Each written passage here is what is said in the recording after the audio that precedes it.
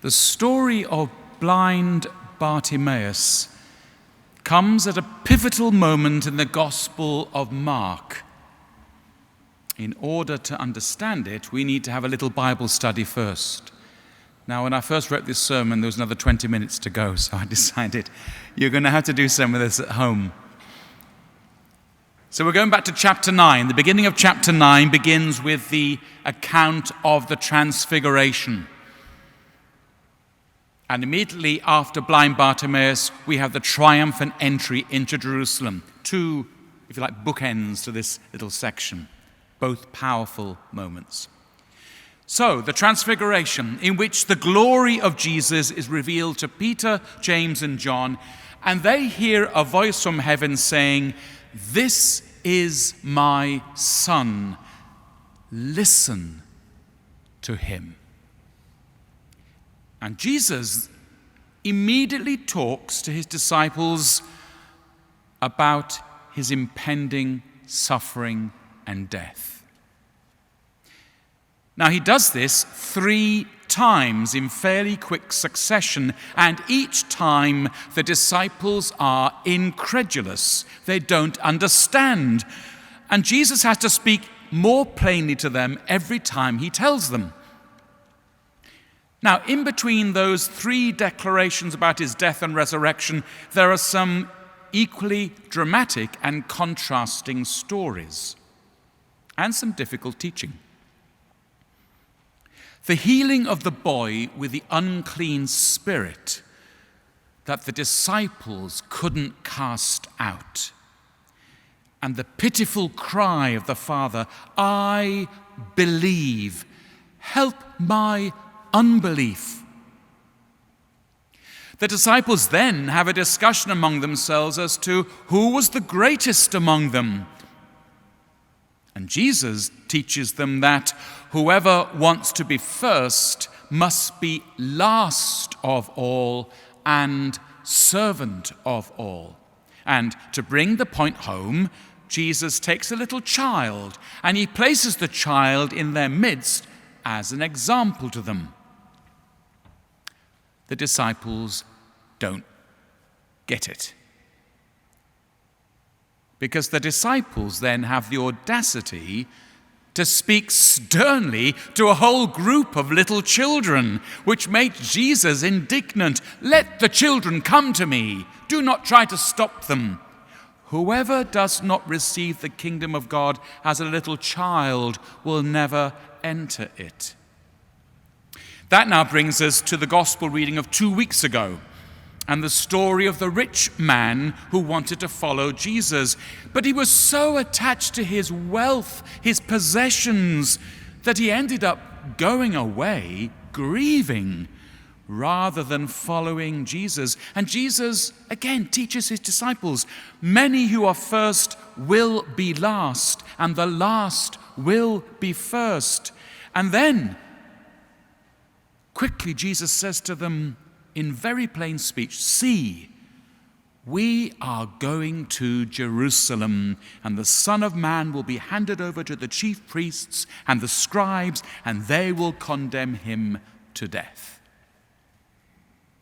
Now, you might think that after talking to his disciples not once, not twice, but 3 times about his impending passion, and teaching them about humility and service, and using a child as the example of that humility, and giving them teaching on true riches, what you should value, you'd think that the disciples would at last begin to comprehend the true nature and the mission of Jesus. After all, they heard the voice, "This is my Son, listen to him."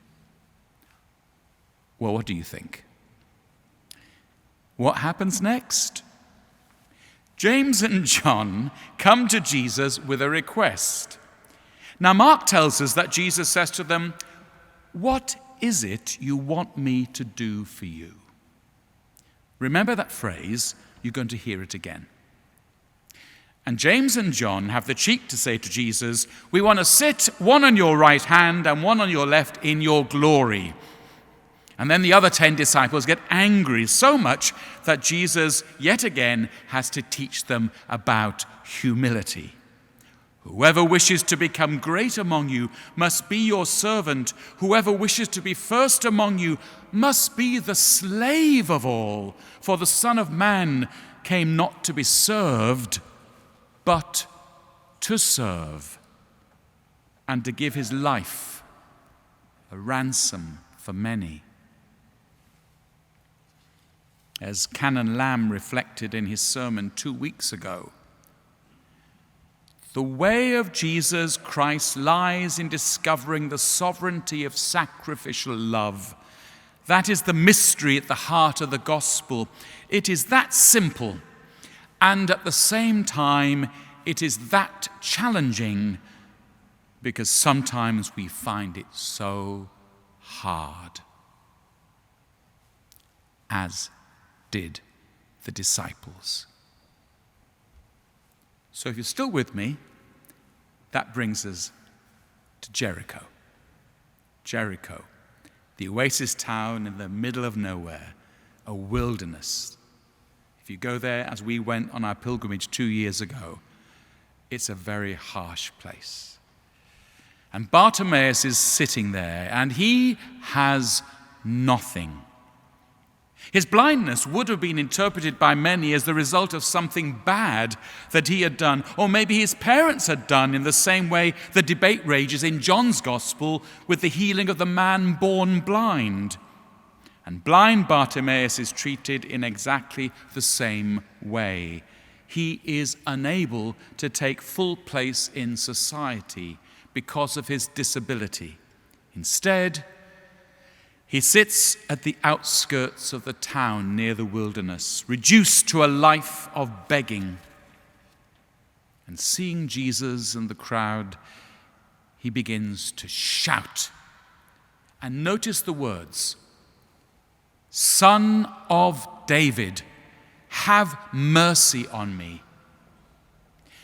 Well, true to form, just like the little children, the disciples sternly tell him to shut up. But this is his one chance. And Bartimaeus shouts all the louder, "Son of David, have mercy on me." Little different to, "Let's sit on your right and your left in glory," isn't it? Bartimaeus is making a theological statement. He may not fully realize it, because he's making an act of faith, recognizing that Jesus is the Messiah, the anointed one. Now, curiously, Jesus doesn't go to Bartimaeus. Instead, Mark is very clear. It says he stood still. And he tells the disciples to call him to him. And there's a lovely detail now in Mark's gospel. Mark tells us, so throwing off his cloak, he sprang up and came to Jesus. It's a lovely detail, this throwing off his cloak. Remember, he was begging on the outskirts of the city. Remember, he was blind. Well, if you're blind, homeless, and begging, you keep your meager possessions close to you. You see it in our street, don't you?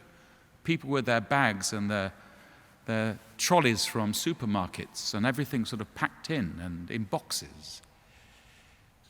Perhaps Bartimaeus' cloak was also his home.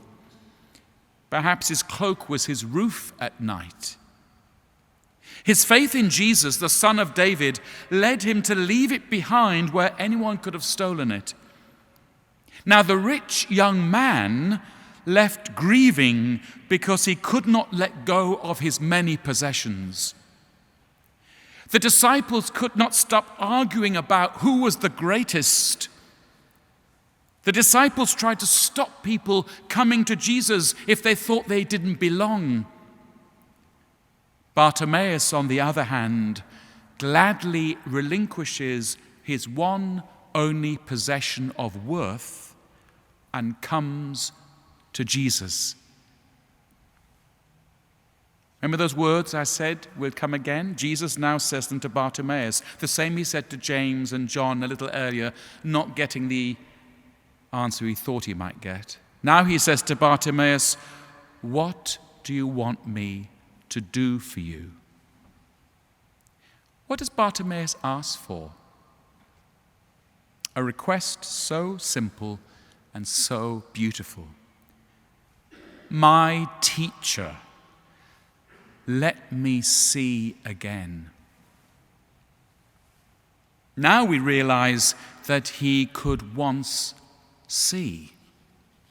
He was not like the man born blind in John's Gospel. And like so many Palestinians today that the Eye Hospital group in Jerusalem and Gaza serves from the Order of St. John, like so many Palestinians with that genetic condition, he had become blind and in so doing lost everything. The disciples failed to see the glory of Jesus even after it had been revealed to them and God had spoken to them and Jesus had taught them. They were only concerned about their own status. Bartimaeus was blind, but he could see the Lord's glory. And after receiving his sight, he didn't do what Jesus said to go away, to go and make something of your life. It tells us very specifically, Mark says, he followed Jesus on the way.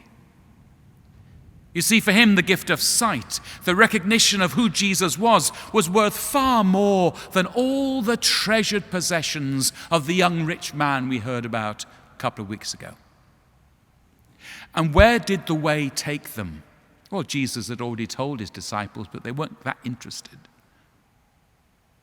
To Jerusalem, where Jesus was to make his triumphant entry in a procession where, wait for it, the crowds now take up the cry of the beggar, "Hosanna to the Son of David."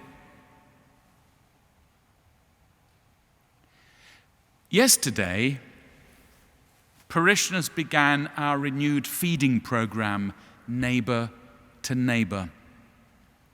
And yesterday, on its first day, 80 people came to breakfast at St. Thomas. I guess the problem is that 80 on the first day probably means 180 on the 8th day. So you better sign up soon. But what was more important was there was time to chat. Listening to the volunteers, learning people's names, seeing them as neighbors rather than even guests or clients. In some respects, the people who are lining up, whose stories we do not yet know, some for whom the street is their home, some who have homes but are food insecure, some who are desperate because they've fled another country. In some respects, they're like Bartimaeus, so often ignored, listening to the disciples waiting to tell them to be quiet, to know their place, or to be shunned. But maybe, like Bartimaeus, they have something to teach us, neighbor to neighbor. So, I've got 3 questions for you to think about this week as you approach All Saints' Day. Don't worry, you don't have to remember them. They'll be on the website, and you can look it up. But I just encourage all of you to reflect on these. And as I travel, I'm going to reflect on these too, and encourage my clergy and my staff to reflect on them. 3 very simple questions. Read the story of the gospel today. It's a bit like sort of Ignatian sort of centering stuff, examine stuff. Question 1 is, what are the things that hold you back from offering all you have to Jesus? What are the things that hold you back from offering all you have to Jesus. Second, listen to the voice of Jesus as if he was saying to you, what do you want me to do for you? What do you want me to do for you? What would your answer be? And take a week to think about it. And lastly, as a community, as we approach Thanksgiving and Advent, and Neighbour to Neighbour takes off with our ecumenical outreach project, how can we at St. Thomas be truly followers of Jesus on the way? And dear friends, remember, if you're afraid or anxious about anything this week, think of what the crowd in the end said to Bartimaeus. Take heart, get up. He's calling for you.